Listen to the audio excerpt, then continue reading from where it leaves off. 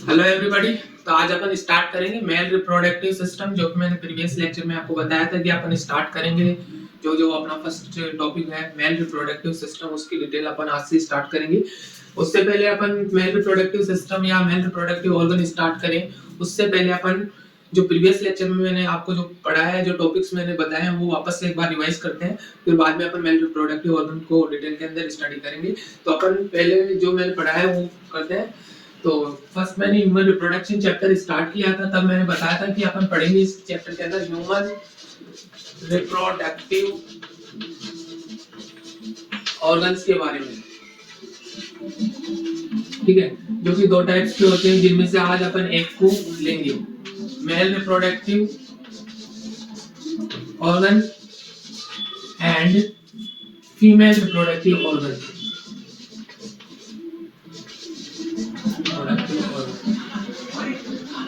ठीक है, mail reproductive organ में मैंने बताया था कि अपन टेस्टिस की स्टडी करेंगे। ठीक है, अगर टेस्टिस जो है पेयर के अंदर होंगे तो उसको अपन बोलते हैं टेस्टिकल, या अपन बोल सकते हैं इसको टेस्टिस। अगर पेयर के अंदर टेस्टिस उपस्थित है तो इसको अपन टेस्टिकल या टेस्टिस बोलते हैं। और फीमेल रिप्रोडक्टिव ऑर्गन के अंदर मैंने बताया था कि आपको अपन मेनली ओवरी की स्टडी करेंगे। ओवरी, अगर ये पेयर के अंदर है तो उसको ओवेरीज कहा जाएगा, जो कि होती है फीमेल रिप्रोडक्टिव ऑर्गन के अंदर वन पेयर ओवरीज पाए जाते हैं, और मेल रिप्रोडक्टिव ऑर्गन के अंदर वन पेयर टेस्टिस पाए जाते हैं। और इसके अलावा जो भी डक्ट्स वगैरह है वो आज अपन क्लियर करेंगे। और फिर मैंने बताया था कि इन दोनों के अंदर ओवरीज और टेस्टिस के अंदर एक प्रोसेस चलती है जिसको अपन बोलते हैं गैमेटोजेनेसिस। गैमेटोजेनेसिस, ठीक है। अगर गैमेटोजेनेसिस की प्रक्रिया टेस्टिस के अंदर हो रही है, या प्रोसेस जो हो रही है वो अगर टेस्टिस के अंदर होती है, तो उसको अपन बोलते हैं स्पर्मेटोजेनेसिस। स्पर्मेटोजेनेसिस। और ओवरी के अंदर अगर गैमेटोजेनेसिस की प्रोसेस होती है तो उसको अपन बोलते हैं oogenesis।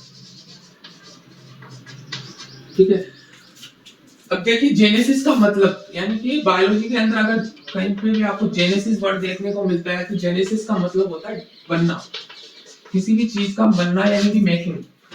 अगर कोई चीज बन रही है तो उसको बोलते हैं अपन जेनेसिस। अगर कहीं भी आपको 12th वर्ड में अगर जेनेसिस वर्ड देखने को मिलता है, जैसे मान लीजिए स्पर्मेटोजेनेसिस, जेनेसिस का मतलब हो गया बनना, तो स्पर्म्स का बनना स्पर्मेटोजेनेसिस कहलाता है। यानी कि जेनेसिस यानी कि छोटी जो टर्म्स होती हैं उनको आप याद रखो, कि बायोलॉजी के अंदर कुछ टर्म्स आती हैं जिनको आप याद रखो, ताकि आपको जो भी डेफिनेशन देखने को मिले वो इन टर्म्स से भी क्लियर हो। वैसे तो गलत है ये चीजें कि अपन टर्म्स से याद रखें, आपको ज्यादा अच्छी तरीके से याद रखना है तो हर चीज को समझ के चलना है। ये तो मैंने ऐसे ही बता दिया कि अगर कहीं पे आप अटक जाओ, कहीं पे आपको चीजें याद नहीं आ रही, तो ऐसे टर्म्स जो होते हैं वो एग्जाम के अंदर पूछ लिए जाते हैं। जैसे स्पर्मेटोजेनेसिस हो गया, तो आप इस जेनेसिस वर्ड से पता लगा सकते हो कि एक पूछना क्या चाह रहा है। इसलिए मैंने ये बताया कि अगर जेनेसिस वर्ड कहीं पे देखने को मिले तो इसका मतलब होता है बनना, यानी कि अगर या तो गैमेटोजेनेसिस पूछ ले तो यानी कि गैमेट्स का बनना या गैमेट्स का फॉर्मेशन होना, क्या कहलाएगा गैमेटोजेनेसिस। स्पर्म का बनना स्पर्मेटोजेनेसिस, और ओवा को बनना oogenesis। तो इसलिए जेनेसिस वर्ड का मैंने मतलब बताया। टर्म्स थोड़ी याद रखना, और भी टर्म्स आएंगी जो मैं आपको बताता रहूंगा। ठीक है, और जो मैंने पिछले प्रीवियस लेक्चर में जो भी बताए थे टॉपिक, उनका जो उनके नोट्स हैंड रिटन नोट्स जो है वो मैंने प्रीवियस लेक्चर के डिस्क्रिप्शन में डाल दिए हैं पीडीएफ फाइल के रूप में, तो आप वहां से भी उसको कॉपी कर सकते हैं या उनको डाउनलोड कर सकते हैं। तो अपन ने यहाँ तक पढ़ लिया स्पर्मेटोजेनेसिस oogenesis। अब इसके बाद क्या होता है, ये गैमेटोजेनेसिस की प्रोसेस पूरी होने के बाद क्या बनता है, गैमेट फॉर्मेशन होता है। यानी कि जो टेस्टिस होगा उसके अंदर स्पर्म का फॉर्मेशन होगा, और जो ओवरी होगा उसके अंदर ओवा का फॉर्मेशन होगा। ठीक है, यानी कि हमने बता दिया गैमेट गैमेट बनेंगे। टेस्टिस के अंदर क्या बनेगा, स्पर्म, और ओवरी के अंदर बनेगा ओवा। और दोनों ही क्या होते हैं, हैप्लॉइड होते हैं, मैंने पिछले लेक्चर में बताया है आपको। और ये दोनों टाइप के जो गैमेट्स होते हैं वो आपस में फ्यूज होते हैं, यानी कि इनका फ्यूजन होता है, और इसी फ्यूजन को अपन बोलते हैं फर्टिलाइजेशन, जिसको अपन डिटेल में अभी पढ़ेंगे आने वाले लेक्चर्स के अंदर। ठीक है, फर्टिलाइजेशन के बाद में मैंने बताया था कि आपको क्या बनता है, जाइगोट फॉर्मेशन होता है। क्या होता है, जाइगोट फॉर्मेशन। ठीक है, और जाइगोट के बाद एक सिस्ट का निर्माण होता है जिसको अपन बोलते हैं ब्लास्टोसिस्ट। ब्लास्टोसिस्ट, जो कैसी होती है, ऐसी। यहाँ बाहर भी कुछ सेल्स प्रेजेंट होती है, इसके बारे में भी अपन डिटेल पढ़ेंगे, ठीक है।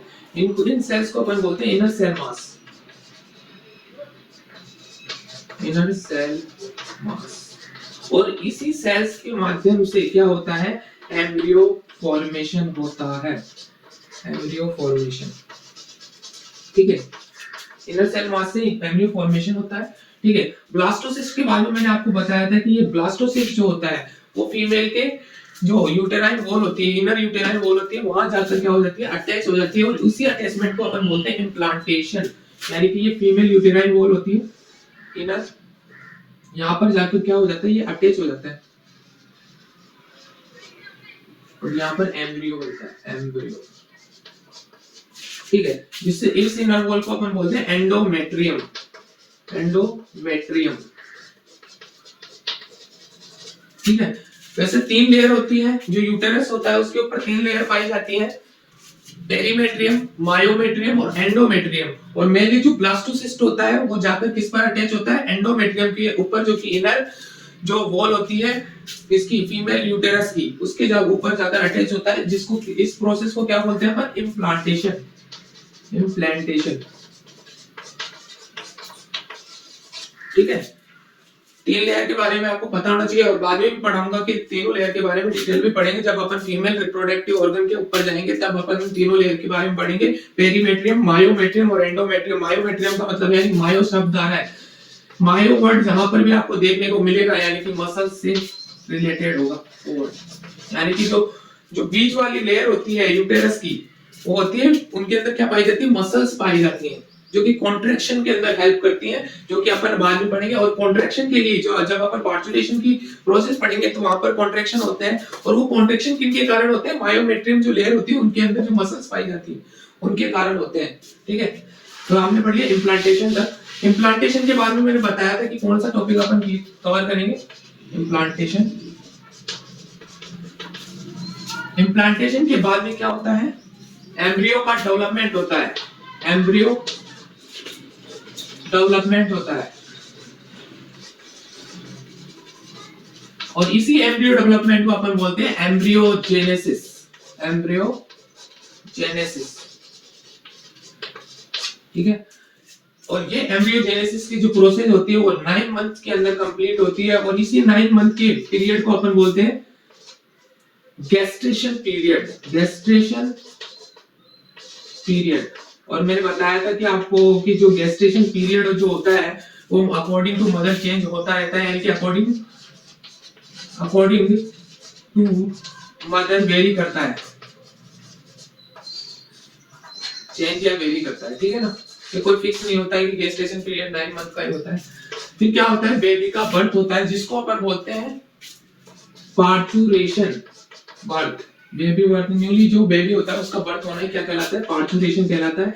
यानी कि जो फीमेल सर्विक्स होता है उससे बेबी का बाहर आना क्या कहलाता है, पार्चुरेशन, पार्चुरेशन, ठीक है। जिसके अंदर हार्मोनल चेंजेस होते हैं, यानी कि जो कॉन्ट्रैक्शन वगैरह की जो प्रोसेस जो होगी वो अपन पार्चुरेशन के अंदर पढ़ेंगे। यहाँ पर क्या होता है कि ऑक्सीटोसिन नामक जो हार्मोन होता है वो रिलीज होता है, जो कि जो यूटेरस होता है उसको कॉन्ट्रैक्ट करवाता है, जिससे बेबी जो होता है ना वो बाहर की तरफ सर्विक्स की ओर आता है और बाहर निकलता है, जिसको अपन बोलते हैं पार्चुरेशन। कई फीमेल्स होती हैं जिनके अंदर कॉन्ट्रैक्शन कम होता है, उस कॉन्ट्रैक्शन को बढ़ाने के लिए, यानी कि बेबी बाहर नहीं आ पाता है, उसके लिए अपन जो क्या करते हैं डॉक्टर्स वगैरह, वो उनको ऑक्सीटोसिन जो इंजेक्शन होता है वो देते हैं, क्योंकि जो यूट्रस के अंदर जो कॉन्ट्रैक्शन कम हो रहे हैं उसको बढ़ाया जाए ताकि सर्विक्स से बेबी बाहर आ सके, ठीक है। इसलिए ऑक्सीटोसिन का इंजेक्शन दिया जाता है, और जो कि अपन डिटेल में पढ़ेंगे ऑक्सीटोसिन हार्मोन के बारे में, हार्मोनल चेंजेस होते हैं, इसलिए पार्चुरेशन की प्रक्रिया होती है। फिर मैंने बताया था कि अपन लैक्टेशनल पीरियड की बात करेंगे, लैक्टेशनल पीरियड। और लैक्टेशनल पीरियड के बारे में मैंने बताया था कि आपको जब बेबी बाहर आता है तो उसको न्यूट्रिशन की आवश्यकता होती है, तो इस पीरियड के अंदर क्या होता है, लैक्टेशनल पीरियड के अंदर लैक्टियल हार्मोन का सिक्रेशन होता है, जिसके कारण क्या होता है कि जो फीमेल होती है उसकी मेमरी जो ग्लैंड होती है उसके अंदर मिल्क फॉर्मेशन और मिल्क इजेक्शन जैसी प्रक्रियाएं शुरू होती हैं, जिससे बेबी को क्या जो बेबी होता है उसको न्यूट्रिशन प्राप्त होता है, ठीक है। तो अब अपन स्टार्ट करते हैं, ये था रिवीजन, और अपन अब स्टार्ट करते हैं first topic, mail reproductive organ. जिसको अपन डिटेल पढ़ेंगे। और इसके भी नोट्स जो है इसी लेक्चर के डिस्क्रिप्शन में आपको मिल जाएंगे, और साथ के साथ लिखना चाहते हो तो वो आपकी मर्जी है। तो अपन पढ़ते हैं मेल रिप्रोडक्टिव ऑर्गन। ठीक है, ये अपना फर्स्ट टॉपिक स्टार्ट हो रहा है, इसको अपन डिटेल में पढ़ेंगे। इसमें अपन कौन कौन सी चीजें जो है कवर करेंगे। सबसे पहले मैं बता दूं कि जो आपने सॉरी इससे पहले छोटा सा टॉपिक पढ़ लेते हैं हम, उसके बाद अपन male reproductive system male reproductive organ start करते हैं। Types of sex organ in human, ये पढ़ के फिर अपन स्टार्ट करते हैं मेल रिप्रोडक्टिव ऑर्गन के बारे में। ठीक है, type of sex organ in human, दो टाइप्स के होते हैं, primary sex organ and secondary sex organ. Primary sex organ and secondary sex organ.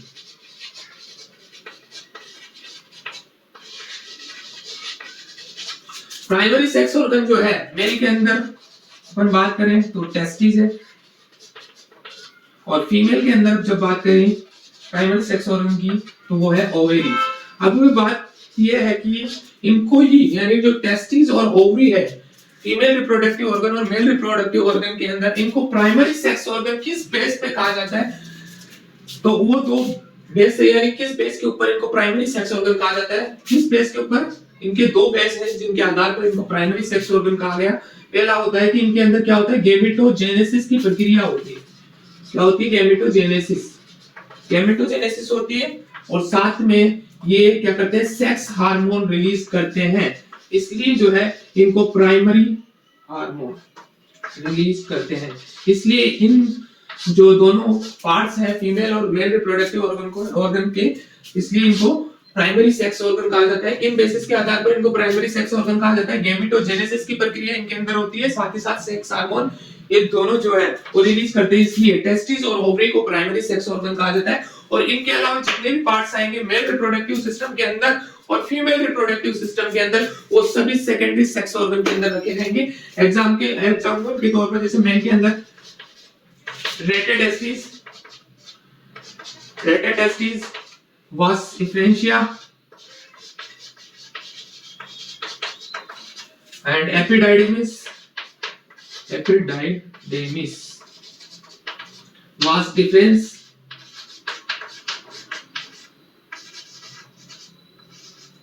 Etcetera. यानी कि जितने भी पार्ट्स अपन अभी ड्रॉ करेंगे डायग्राम, उसके अंदर इन सब का बारे में बताऊंगा कि कौन कौन से पार्ट्स कहां-कहां पर लोकेट होते हैं। जो भी टेस्टिस और ओवरी के अलावा जो भी पार्ट्स होंगे मेल रिप्रोडक्टिव ऑर्गन और फीमेल रिप्रोडक्टिव ऑर्गन के अंदर, वो सब सेकेंडरी सेक्स ऑर्गन के अंदर रखे जाएंगे, चाहे रेटेड टेस्टिस हो, वास डिफरेंशिया हो, एपिडाइडिमिस हो, वास डिफरेंशिया हो, या अपन पेनिस कह सकते हैं, स्क्रोटम कह सकते हैं, ये सब सेकेंडरी सेक्स ऑर्गन के अंदर रखे जाते हैं। और फीमेल के अंदर चाहे फीमेल के अंदर बात करें, फीमेल रिप्रोडक्टिव ऑर्गन के अंदर जो सेकेंडरी सेक्स ऑर्गन होते हैं उनकी बात करें तो चाहे फैलोपियन ट्यूब हो, चाहे एम्पुला हो, चाहे स्टेमस हो, चाहे यूटेरस हो, चाहे सर्विक्स हो, ये सभी सेकेंडरी सेक्स ऑर्गन के अंदर रखे जाएंगे ओवरी को छोड़कर। अब इनको सेकेंडरी सेक्स ऑर्गन किस बेस के ऊपर कहा गया है, ये भी वेरी इंपॉर्टेंट है। वेरी इंपॉर्टेंट तो ये है कि आप याद रखना कि प्राइमरी सेक्स ऑर्गन क्यों कहा जाता है टेस्टिस और ओवरी को, क्योंकि इनके अंदर गैमेटोजेनेसिस की प्रक्रिया होती है, साथ ही साथ ये क्या करते हैं, सेक्स हार्मोन रिलीज करते हैं, इसलिए इनको प्राइमरी सेक्स ऑर्गन कहा जाता है। और सेकेंडरी सेक्स ऑर्गन क्यों कहा जाता है, जो इनके अलावा जो पार्ट्स हैं फीमेल के या मेल के, उनको सेकेंडरी सेक्स ऑर्गन क्यों कहा जाता है, इनके बेसिस भी आपको याद रखना वेरी इंपॉर्टेंट है। तो सेकेंडरी सेक्स ऑर्गन का बेस देखें किस बेसिस के ऊपर, इसके भी दो बेसिस है। पहला कि यहाँ पर जो सेकेंडरी सेक्स ऑर्गन होते हैं वहां पर क्या होता है, गैमेट मैच्योरेशन होता है, और साथ ही साथ यहाँ पर क्या होता है, गैमेट ट्रांसपोर्टेशन का काम होता है। गैमेट ट्रांसपोर्टेशन होता है, इसलिए जो भी टेस्टिस और ओवरी के अलावा जो भी पार्ट्स आएंगे मेल रिप्रोडक्टिव ऑर्गन के अंदर और फीमेल रिप्रोडक्टिव ऑर्गन के अंदर, उनको सबको सेकेंडरी सेक्स ऑर्गन के अंदर रखा जाएगा। और इनको सेकेंडरी सेक्स ऑर्गन क्यों कहा जाता है, किस बेसिस पे कहा जाता है, वो ये है कि यहाँ पर गैमेट का मैच्योरेशन होता है और साथ ही साथ यहाँ पर गैमेट ट्रांसपोर्टेशन होता है, इसलिए इनको सेकेंडरी सेक्स ऑर्गन कहा जाता है। चाहे फैलोपियन ट्यूब हो, चाहे स्टेमस हो फीमेल के अंदर, चाहे एम्पुला हो, चाहे यूट्रस हो या सर्विक्स हो, वेजाइना, कुछ भी हो, वो सभी सेकेंडरी सेक्स ऑर्गन के अंदर रखे जाएंगे। मेल के अंदर चाहे वास डिफरेंस हो, चाहे एपिडाइडमिस हो, या आप पेनिस कह सकते हो या स्क्रोटम कह सकते हो, सभी सेकेंडरी सेक्स ऑर्गन के अंदर रखे जाते हैं। वेरी इंपॉर्टेंट, आपको ये याद रखना है, वेरी वेरी इंपॉर्टेंट है कि किन बेसिस के ऊपर प्राइमरी सेक्स ऑर्गन और सेकेंडरी सेक्स ऑर्गन कहा जाता है इन पार्ट्स को, इसलिए आप याद रखना गैमेट मैच्योरेशन और गैमेट ट्रांसपोर्टेशन, ठीक है। और उसके अंदर आप प्राइमरी सेक्स ऑर्गन किस बेसिस पे कहा जाता है कि वहां पर क्या होता है, टेस्टिस और ओवरी के अंदर मेनली गैमेटोजेनेसिस की प्रोसेस होती है और साथ ही साथ क्या होता है, गैमेटोजेनेसिस की प्रोसेस होती है और क्या होता है, सेक्स हार्मोन रिलीज करते हैं, इसलिए उनको प्राइमरी सेक्स ऑर्गन कहा जाता है। और यहाँ पर जो सेकेंडरी सेक्स ऑर्गन है वो क्यों कहा जाता है, गैमेट मैच्योरेशन और गैमेट ट्रांसपोर्टेशन के कारण, ठीक है। छोटा सा टॉपिक था तो मैंने बता दिया कि प्राइमरी सेक्स ऑर्गन क्या होता है, सेकेंडरी सेक्स ऑर्गन क्या होता है। अब बात करते हैं मेल रिप्रोडक्टिव ऑर्गन की, जो अपना मेन टॉपिक है, मेल रिप्रोडक्टिव ऑर्गन।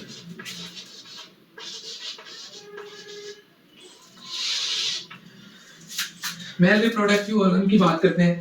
अब चाहे एक बात और इसको स्टार्ट करने से पहले मैं बता दूं कि मेल रिप्रोडक्टिव ऑर्गन हो या फीमेल रिप्रोडक्टिव ऑर्गन हो, वो दोनों ही जो हैं वो हमारे पेल्विक रीजन के अंदर लोकेट होते हैं, यानी कि पेल्विक रीजन के अंदर पाए जाते हैं। पेल्विक रीजन के अंदर जो हमारा पेल्विक रीजन होता है, जितने भी अपने जो सेक्स ऑर्गन्स होते हैं वो हमारे पेल्विक रीजन के अंदर पाए जाते हैं, चाहे मेल रिप्रोडक्टिव ऑर्गन हो चाहे फीमेल रिप्रोडक्टिव ऑर्गन हो, वो सब पेल्विक रीजन के अंदर लोकेटेड होते हैं, ठीक है। तो आपने एक नाम सुना होगा एसटीडी और एसटीआई। एसटीडी का मतलब होता है सेक्सुअल ट्रांसमिटेड डिजीज और एसटीआई का मतलब होता है सेक्सुअल ट्रांसमिटेड इन्फेक्शन।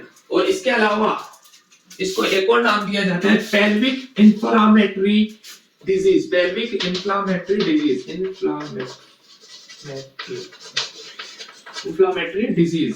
क्यों कहा जाता है इन्फ्लामेटरी, क्योंकि हमारे जो गोनेट्स होते हैं वो पेल्विक रीजन के अंदर पाए जाते हैं और इनके अंदर जो भी इंफेक्शन होते हैं वो पेल्विक रीजन के अंदर होते हैं, इसलिए इसको पेल्विक इन्फ्लामेटरी डिजीज भी कहा जाता है। ये नाम भी दिए जाते हैं, ये जो एसटीडी है, एसटीआई है, साथ में ये नाम भी दिया जाता है, जो कि अपन पढ़ेंगे ह्यूमन हेल्थ एंड डिजीज के अंदर पढ़ेंगे, पेल्विक इन्फ्लामेटरी डिजीज, यानी कि ये तीनों एक ही चीज है। ये टर्म सिर्फ इसलिए दी गई है क्योंकि जो अपने गोनेट्स होते हैं, जो सेक्सुअल ऑर्गन होते हैं, वो हमारे पेल्विक रीजन के अंदर होते हैं। अगर पेल्विक रीजन के अंदर कोई भी इंफेक्शन होता है तो उसको अपन पेल्विक इन्फ्लामेटरी डिजीज भी कह सकते हैं। एक छोटा सा टर्म है बस। अपन बात करते हैं जो the mail reproductive organ, the mail reproductive organ located in the pelvic region, यानी कि जो pelvic girdle होती है अपनी, उनके बीच में पाए जाते हैं, ठीक है। The male reproductive organ located in the pelvic region, यानी कि जो हमारे मेल रिप्रोडक्टिव ऑर्गन होता है वो पेल्विक रीजन के अंदर लोकेट होता है, यानी कि पेल्विक रीजन के अंदर पाया जाता है, पेल्विक गर्डल्स के बीच में, ठीक है। इसके अंदर मेनली अपन इंक्लूड करेंगे, मैंने पहले बताया मेल टेस्टिस अपन इसके अंदर पढ़ेंगे, ठीक है। टेस्टिस के बाद कुछ और भी टॉपिक्स हैं इसके अंदर जो अपन पढ़ेंगे, ज्यादा कुछ नहीं उनके बारे में, लेकिन मेनली आप इसके ऊपर फोकस कीजिएगा, टेस्टिस के ऊपर।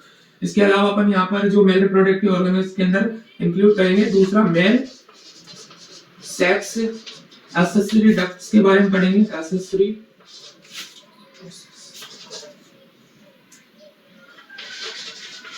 डक्ट, और तीसरा अपन पढ़ेंगे इसके अंदर मेल सेक्स एक्सेसरी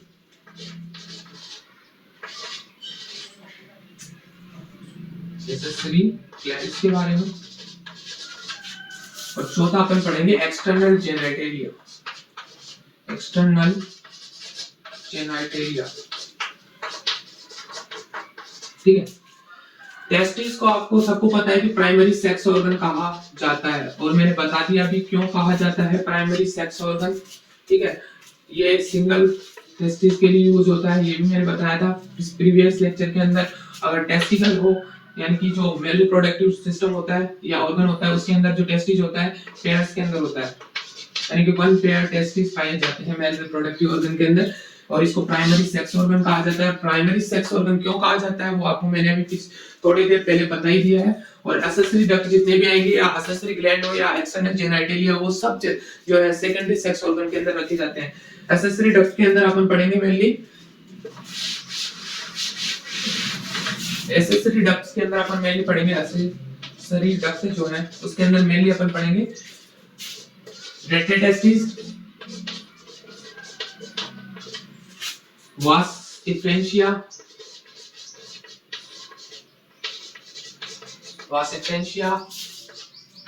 एपिडाइडिमिस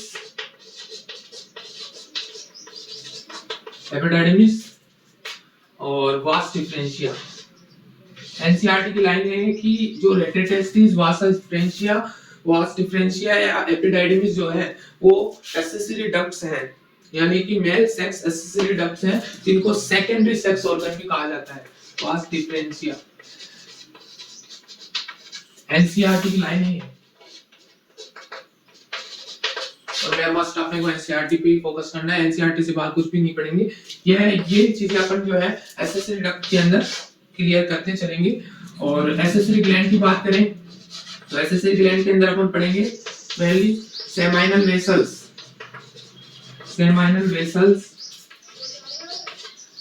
और प्रोस्टेट ग्लैंड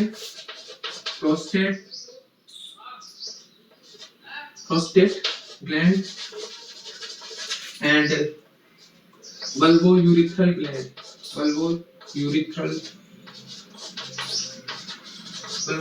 ग्लैंड या अपन कह सकते हैं इसको कॉपर्स ग्लैंड, ठीक है। इन तीनों ग्लैंड्स के बारे में अपन मेल रिप्रोडक्टिव ऑर्गन के अंदर पढ़ेंगे, seminal vessel, prostate gland, bulbourethral gland या अपन इसको बोल सकते हैं कॉपर्स ग्लैंड। तो ये भी सभी क्या है सेकेंडरी सेक्स ऑर्गन के अंदर ही आएंगे, ठीक है ना। मैच्योरेशन और ट्रांसपोर्टेशन होता है इनसे होकर भी गुजरता है, इसलिए इनको सेकेंडरी सेक्स ऑर्गन भी बोल सकते हैं अपन। और अपन लास्ट में पढ़ेंगे एक्सटर्नल जेनिटलिया, और एक्सटर्नल जेनिटलिया के अंदर क्या आएंगे एक्सटर्नल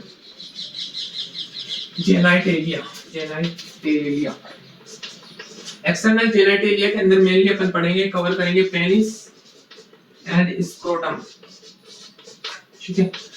अब क्या करते हैं ये चीजें अपन पढ़ेंगे मेल रिप्रोडक्टिव ऑर्गन के अंदर। अब अपन एक काम करते हैं कि मेल रिप्रोडक्टिव ऑर्गन जो है उसका एक डायग्राम जो है ड्रॉ करते हैं, उनके अंदर जो ये मैंने नेम्स मेंशन किए हैं अभी थोड़ी देर पहले उन सब नेम्स को वहां पर अपन मेंशन करते हैं और उसकी एक समरी तैयार करते हैं और फिर वन बाय वन इन सभी नेम्स के बारे में डिटेल में अपन स्टडी करते चलते हैं और फिर मेल रिप्रोडक्टिव ऑर्गन को खत्म करते हैं। तो स्ट्रक्चर पे चलते हैं मेल रिप्रोडक्टिव ऑर्गन के।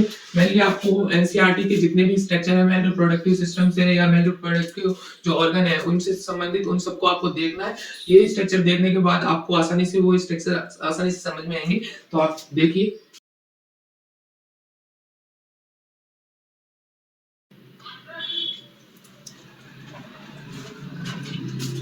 अपन स्ट्रक्चर ड्रॉ कर लेते हैं आज, वैसे टाइम ड्यूरेशन ज्यादा हो रहा है तो अपन स्ट्रक्चर ड्रॉ करते हैं मेल रिप्रोडक्टिव ऑर्गन का, ठीक है। ये स्ट्रक्चर देखकर आप आसानी से जो एनसीईआरटी के स्ट्रक्चर है उनको आसानी से समझ पाओगे, क्योंकि जो एनसीईआरटी के स्ट्रक्चर है थोड़ी डिफिकल्ट पड़ते हैं तो उनको समझने के लिए सिंपलीफाई किया है मैंने स्ट्रक्चर। तो आप इस स्ट्रक्चर को पढ़ो, आसानी से समझ में आएगा जो भी एनसीईआरटी के अंदर स्ट्रक्चर दे रखे हैं मेल रिप्रोडक्टिव सिस्टम के या ऑर्गन के, तो वहां से आपको आराम से समझ में आएगा। तो अपन स्ट्रक्चर ड्रॉ कर लेते हैं, पहले स्ट्रक्चर के बारे में जान लेते हैं, नेमिंग करते हैं स्ट्रक्चर की डायग्राम की, और फिर बाद में जो नेम अपन डायग्राम के अंदर मेंशन करेंगे उन सब का अपन डिटेल पढ़ते हुए चलेंगे फिर बाद में, जो कि नेक्स्ट लेक्चर से होगा, क्योंकि जो टाइम ड्यूरेशन है वो अराउंड 40 मिनट के आसपास हो गया शायद मेरे अकॉर्डिंग। तो आज के लिए तो 40 मिनट तो बहुत हो गया, तो अगले लेक्चर से शायद 50 मिनट की कर दें। तो अपन स्ट्रक्चर ड्रॉ करते हैं।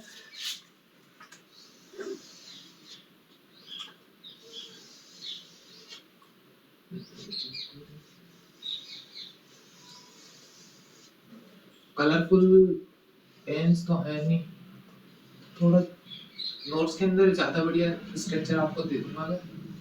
अभी तो समझाने के लिए आप इस पिक्चर को देखिए।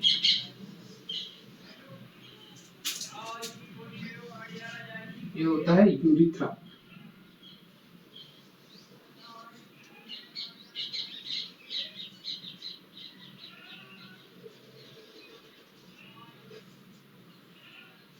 ठीक है,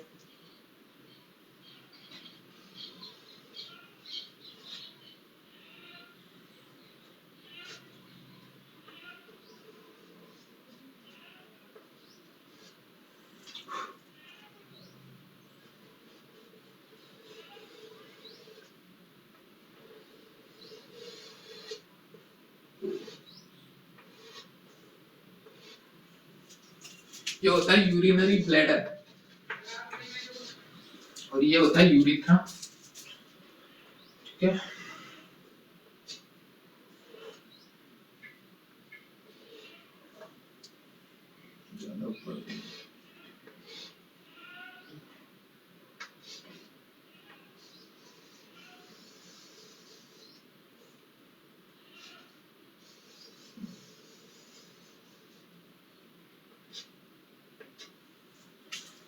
इसके ऊपर होती है स्किन।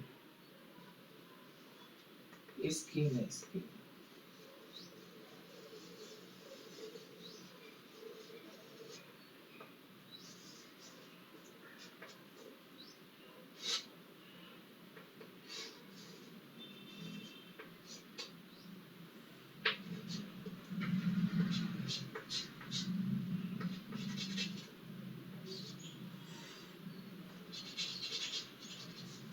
इसके ऊपर पाई जाती है स्किन।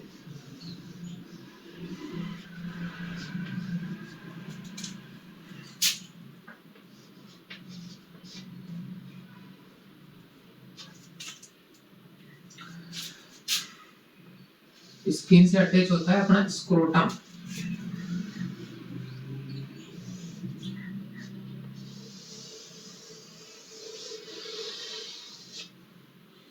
यहाँ पर प्रेजेंट होता है टेस्टिस।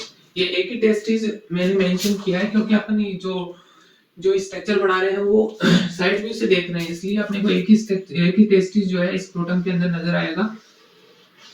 जो स्क्रोटम होता है उसके अंदर दो पार्ट्स होते हैं स्क्रोटम के, जिनको अपन बोलते हैं स्क्रोटम सैक। इस प्रकार से होते हैं, जैसे कि अपन देखें तो इस प्रकार से होता है। दो चेंबर होते हैं इसके अंदर, दो पार्ट्स होते हैं इस प्रकार से, और दोनों पार्ट्स के अंदर क्या प्रेजेंट होते हैं, टेस्टिस प्रेजेंट होते हैं।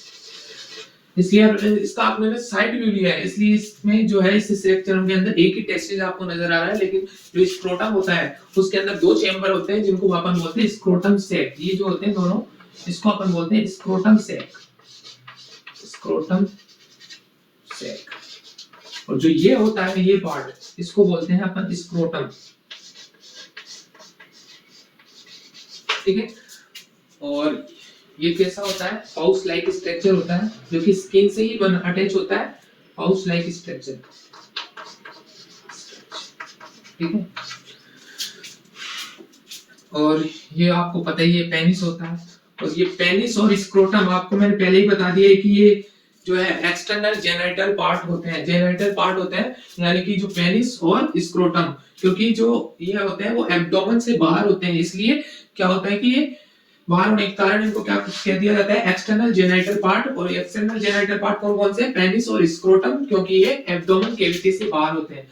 जो ये पार्ट है ऊपर वाला, आप ऐसे समझ लीजिए कि ये एब्डोमेन है, यानी कि एब्डोमेन कैविटी है। एब्डोमेन कैविटी समझिए इसको। अब एब्डोमेन कैविटी तो पता ही होगा कि अपने अंदर जो डायफ्राम से ऊपर जो होता है उसको अपन थोरेसिक कैविटी बोलते हैं, और जो डायफ्राम से नीचे होता है उसको अपन एब्डोमेन कैविटी बोलते हैं। तो ठीक है, तो ये होता है स्क्रोटम और ये होता है टेस्टिस, जो कि वन पेयर होता है मेल रिप्रोडक्टिव ऑर्गन के अंदर, वन पेयर। ठीक है, और यहाँ पर होते हैं एपिडाइडिमिस, जो कि स्क्रोटम के ऊपर पाया जाता है। तो यहीं से निकलती है वासा डिफरेंट।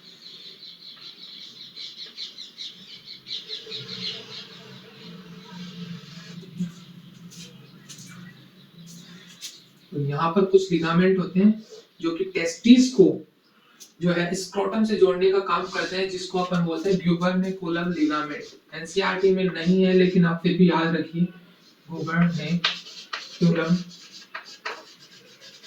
लिगामेंट।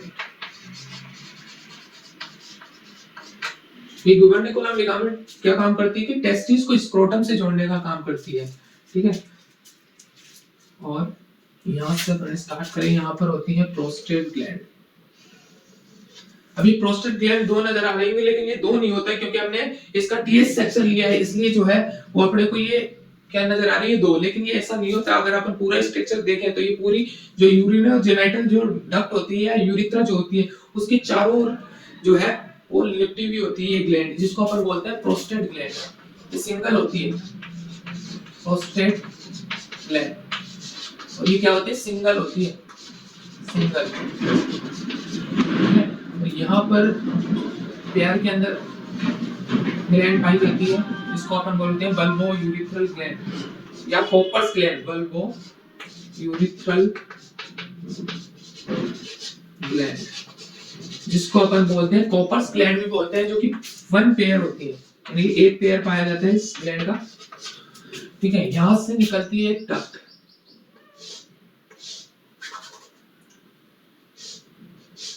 जिसको अपन बोलते हैं एजिकुलेटरी डक्ट, एजिकुलेटरी डक्ट, ठीक है। यहाँ पर प्रेजेंट होती है सेमाइनल वेसल, जो कि ग्लैंड ही एक प्रकार सेमाइनल वेसल। और ये एजिकुलेटरी डक्ट कहाँ खुलती है, एम्पुला पार्ट, यहाँ पे फूला हुआ सा पार्ट होता है, इसको अपन बोलते हैं एम्पुला। यहाँ पे स्पर्म आते हैं, और यहाँ से जब यहाँ पर स्पर्म आते हैं और यहाँ से जब स्पर्म रिलीज होते हैं तो ये सेमाइनल वेसल, प्रोस्टेट ग्लैंड और बल्बो यूरिथ्रल ग्लैंड अपने सिक्रेशन को इस स्पर्म के अंदर डालते हैं और किसका निर्माण कर देते हैं, सीमन का। सीमन किससे बनता है कि जब स्पर्म आया एम्पुला पार्ट में, यहाँ से एजिकुलेटरी डक्ट में गया, जिसमें जो सेमाइनल वेसल्स जो ग्लैंड है, सेमाइनल वेसल अपने सिक्रेशन जो है इसके अंदर डालती है, और वहां से ये जाता है कहां पर, प्रोस्टेट ग्लैंड यानी कि यूरिथ्रा के अंदर जाता है। यूरिथ्रा के अंदर प्रोस्टेट ग्लैंड और बल्बो यूरिथ्रल ग्लैंड जो होते हैं वो भी अपने सिक्रेशन जो है इसके अंदर मिक्स करती हैं, जिसके कारण क्या किसका निर्माण होता है, सीमन का निर्माण होता है। और सेमाइनल वेसल कौन-कौन से सिक्रेशन करती है, प्रोस्टेट ग्लैंड कौन से सिक्रेशन करती है, बल्बो यूरिथ्रल ग्लैंड कौन से सिक्रेशन करती है, ये सब अपन बाद में नेक्स्ट लेक्चर के अंदर पढ़ेंगे वन बाय वन। इन सभी के बारे में अपन जो है पढ़ते हुए चलेंगे। टेस्टिस की भी जो है अल्ट्रा स्ट्रक्चर यानी कि इसके अंदर क्या-क्या प्रेजेंट होता है वो भी अपन देखेंगे नेक्स्ट लेक्चर से। आज के लिए सिर्फ अपन समरी तैयार कर रहे हैं कि अपने को पढ़ना क्या-क्या है इस स्ट्रक्चर के अंदर, ठीक है। और फिर ये एम्पुला पार्ट से ये डक्ट निकलती है और यहाँ पर ये वासा डिफरेंस से मिल जाती है, इसको बोलते हैं वासा डिफरेंशिया। चलो यहीं से कर देते हैं। ये होता है एपिडाइडिमस,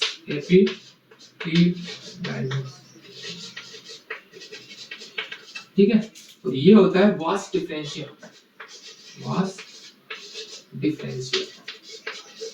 डिफरेंशिया, ठीक है। और ये जो कैनाल होती है जिससे वासा डिफरेंशिया और जो अदर जो ब्लड वेसल्स है, नर्व है, जो भी है, वो सब यहाँ से जो होकर निकलती है, इस जो ये डक्ट है या ये जो कैनाल है उससे निकलकर, यानी कि कैनाल के अंदर से निकलकर जाती है किसके अंदर, एब्डोमेन कैविटी के अंदर, यानी कि वासा डिफरेंट नर्व और ब्लड वेसल्स वगैरह जो होती है वो इसी कैनाल के थ्रू जो होती है एब्डोमेन कैविटी के अंदर जाती है। और इस कैनाल का नाम रखा गया है इंग्वाइनल कैनाल,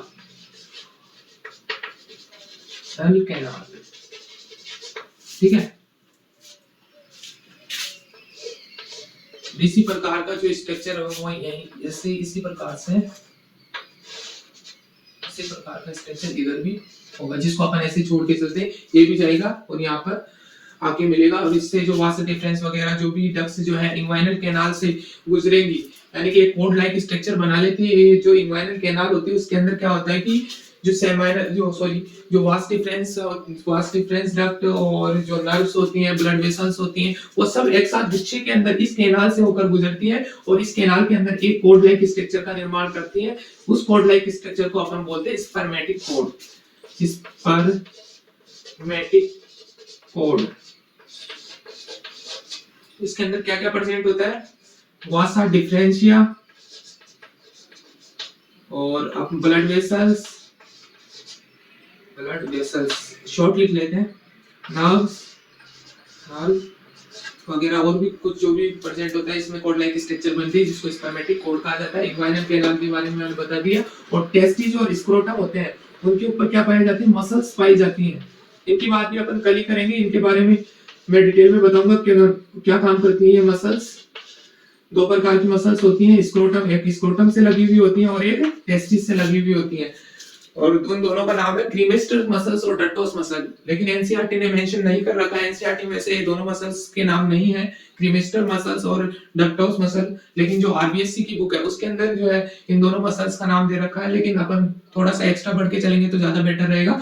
तो अपन कल क्लियर करेंगे क्रीमेस्टर मसल्स क्या होती है, डक्टोस मसल्स की जो होती है वो क्या होती है, इनका काम क्या होता है। मेनली जो क्रीमेस्टर मसल्स और डक्टोस मसल्स होती हैं वो मेनली थर्मो रेगुलेशन का काम करती है। थर्मो रेगुलेशन क्या होता है वो भी मैं कल बताऊंगा। आप आज के लिए इतना ही, जो ये मैंने डायग्राम ड्रॉ किया है उसको देखिए, याद करिए, और एनसीईआरटी के जो स्ट्रक्चर है उसको भी देखिए और फिर इसके ऊपर आइए। और ये नाम मेंशन कर लेना यहाँ पे भी, इसको बोलते हैं यूरिथ्रा। इतनी जगह है नहीं इसलिए मैं यहाँ पे वापस से अपन इसको ड्रॉ करेंगे कल, तो ज्यादा अच्छा ड्रॉ करने की कोशिश करेंगे। ये होता है यूरिथ्रा, यूरिनरी ब्लैडर। ये हो गया पेनिस आपका, और ये जो पार्ट होता है इसको बोलते हैं ग्लांस पेनिस, ग्लांस पेनिस। जो इसके ऊपर स्किन होती है उसको बोलते हैं फोर स्किन। क्या बोलते हैं, फोर स्किन। और इसी फोर स्किन को प्रीप्यूस भी कहा जाता है, प्रीप्यूस।